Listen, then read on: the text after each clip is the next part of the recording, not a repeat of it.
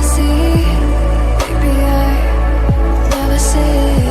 Forever fall into the light. Every time I try to breathe, but you're right and carry me where I've loved and I have died.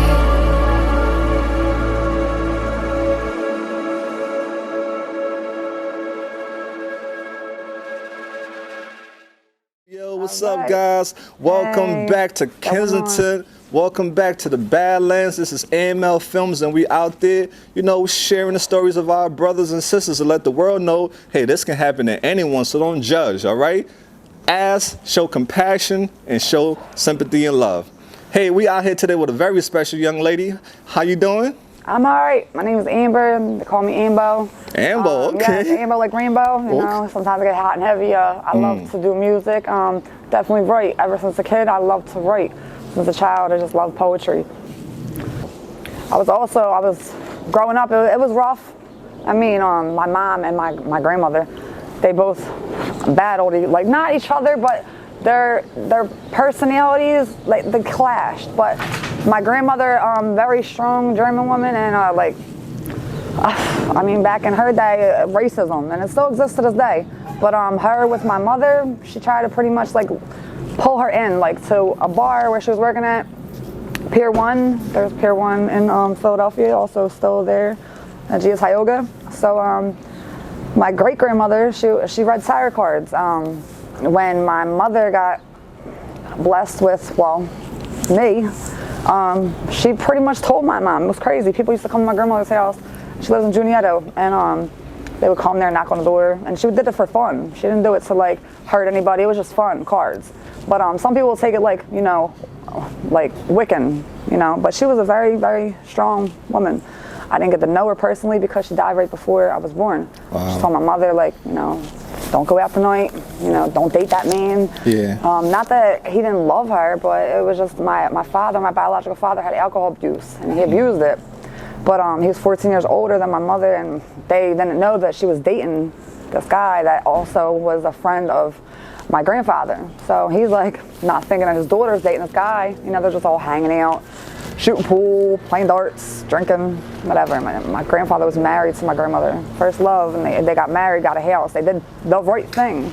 And what I say by the right thing is that back in their time, he's a man. And when I say a man, like he said that when he married my grandmother, he would always take care of her to the day that even if they got a divorce, he would always be there for her. Now, my personal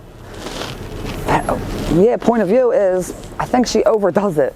You're always going to be there for me, but calling them and asking for money, I'm like, that whole like, all right, you're not together. But she's a very strong woman, and I mean, sometimes I can be pushy to the fact that like, all right, you're doing that, but you're judging me. So my grandmother does that a lot. Well, you just don't know, but anyway, a lot of people say that respect your elders, I'm like, well, she don't respect me. Like, she'll be like, hon, that outfit, why are you dressing like that? You could dress better. This is just the way I like to dress, My mom says, it's the trend, leave her alone, it's the trend. And she's like, no, she can dress this way, she can eat this certain food, when she's like freaking can do anything. So I'm like, I have to wait to be 70 years old to do anything? No, and I haven't ever since a child. I'm the rebellious child, and I'll tell you that, because I still am to this day.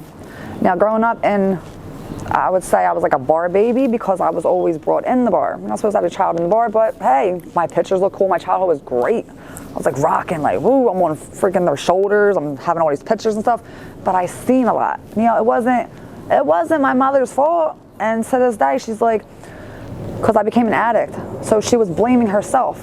Even though my mother was an addict, my grandmother was an addict. It wasn't their fault, it's not their fault. I became who I became because I chose to run from my family, and they couldn't find me. And it wasn't that far. It was Amber and Cumberland Street, and they just didn't know that I was at Amber and Cumberland Street. I met this guy, and I like became in love with him. It wasn't that puppy love. It was like, I really love this guy. And he became abusive with me during our First year, it was all good, but the first year hits and he's hitting me. And I didn't notice why he was hitting me. His mom used to get me on him. You know, don't let him treat you like that. And he was always treating me good. For some reason, she had an addiction, so she liked to mess with him. And that was with me.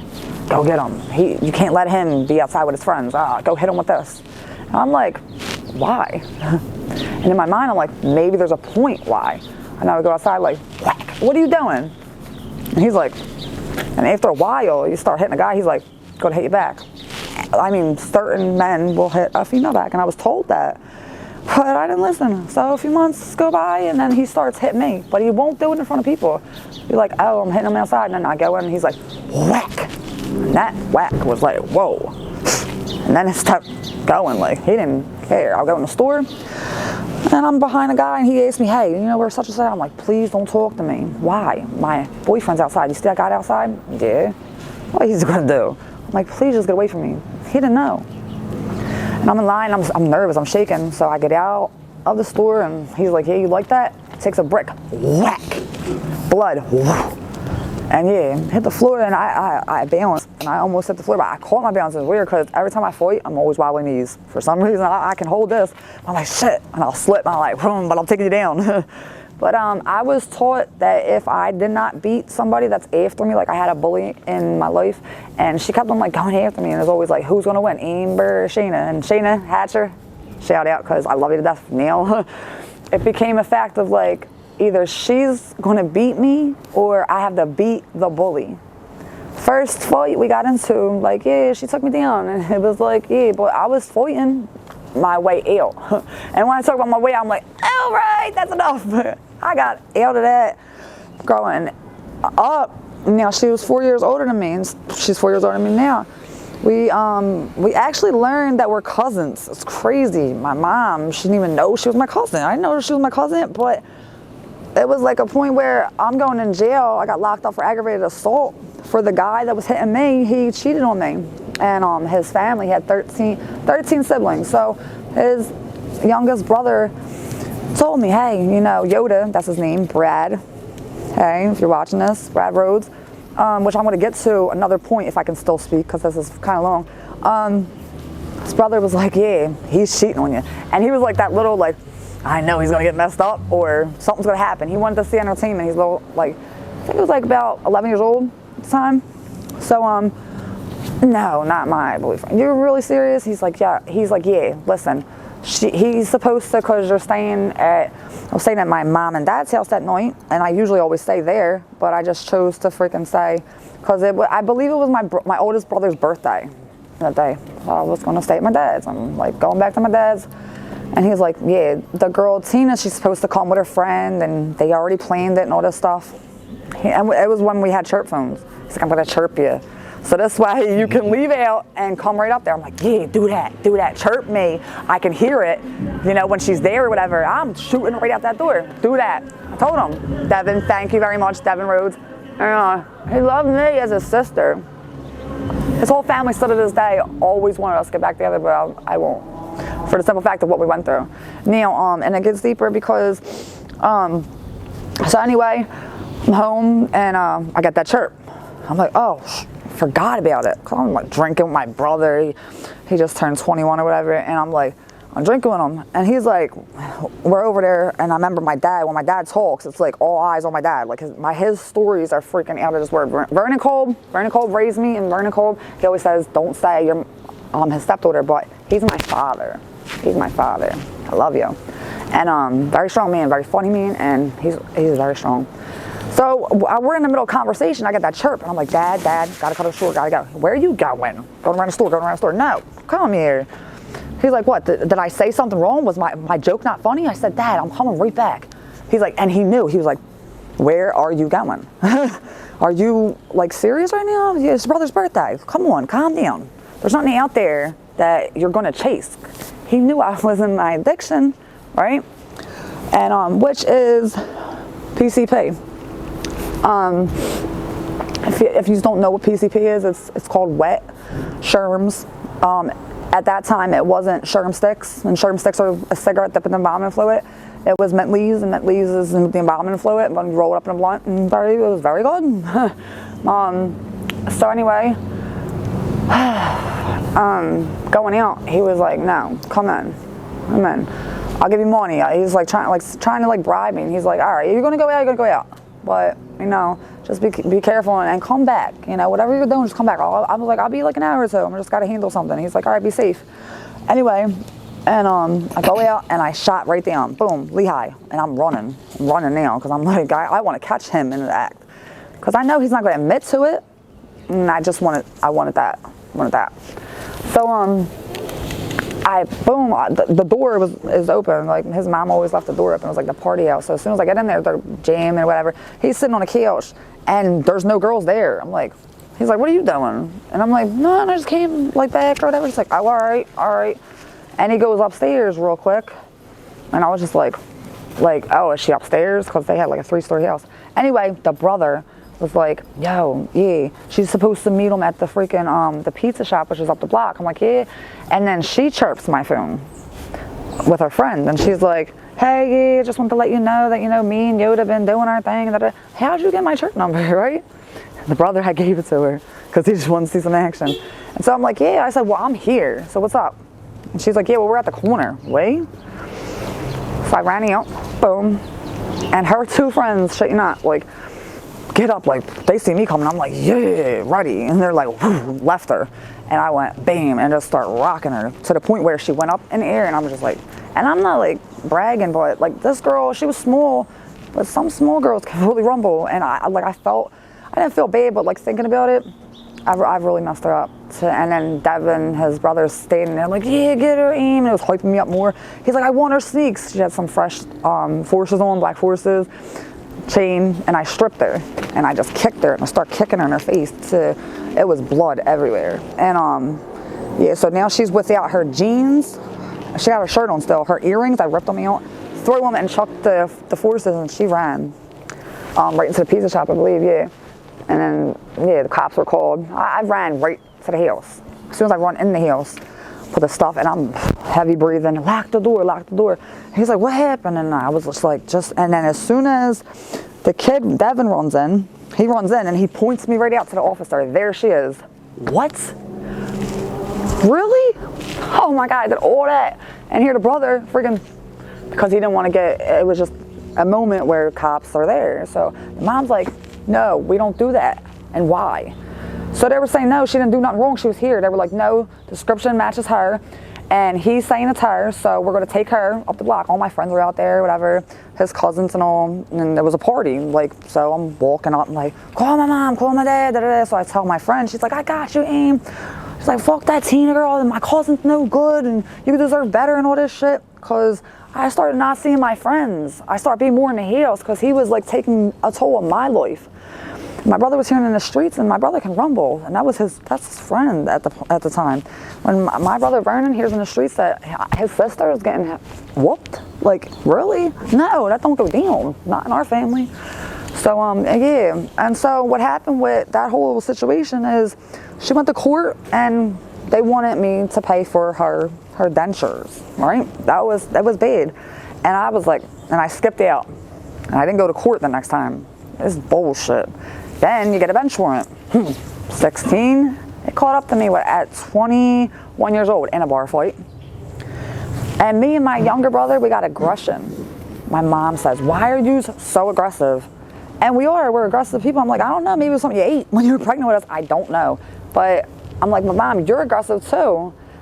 My mom uses it to the point where it's like, she can't admit to her aggression. She's always right. After like 48 hours, me and my mom being together, we can't.